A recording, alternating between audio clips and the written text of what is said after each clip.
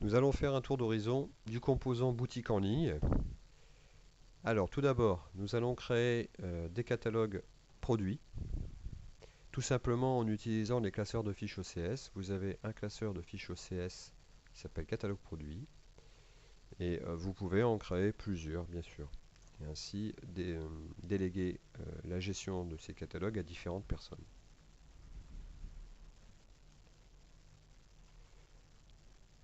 Donc ça va vraiment utiliser le système OCS Data dans la gestion, hein. Donc c'est vraiment du classique, au même titre que les événements, les actualités. Vous allez être capable également de créer des sélections, hein, également des règles de tri.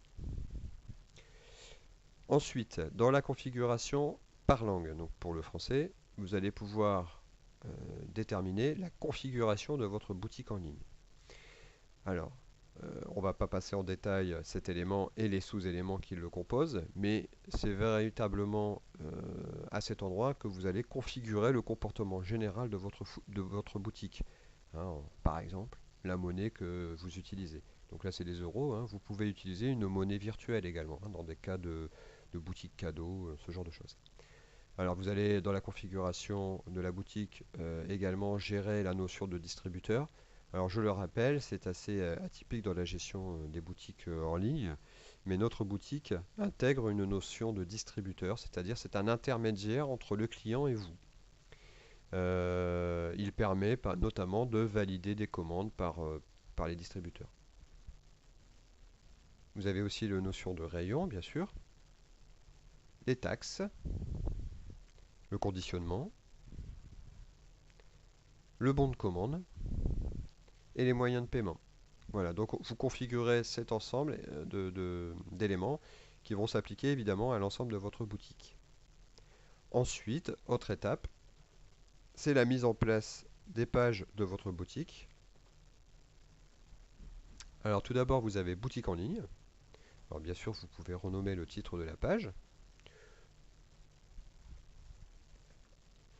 Sélectionnez votre catalogue, une règle de tri et tout un ensemble de paramètres qui va vous permettre de configurer la présentation et également la navigation au sein de cette page.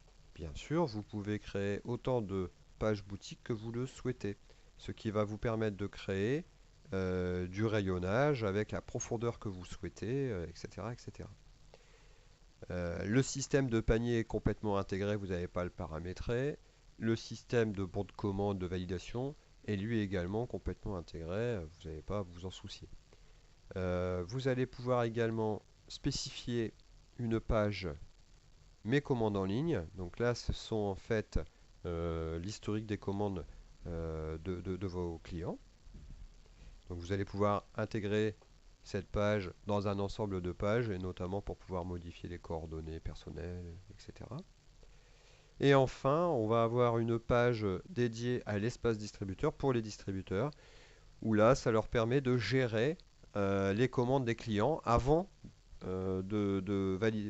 pour valider ou invalider les commandes faites par les clients qui vous seront ensuite transmises. Voilà, nous avons fait un tour d'horizon des éléments standards de la boutique en ligne. On va rentrer dans le détail dans les prochaines vidéos. Voilà.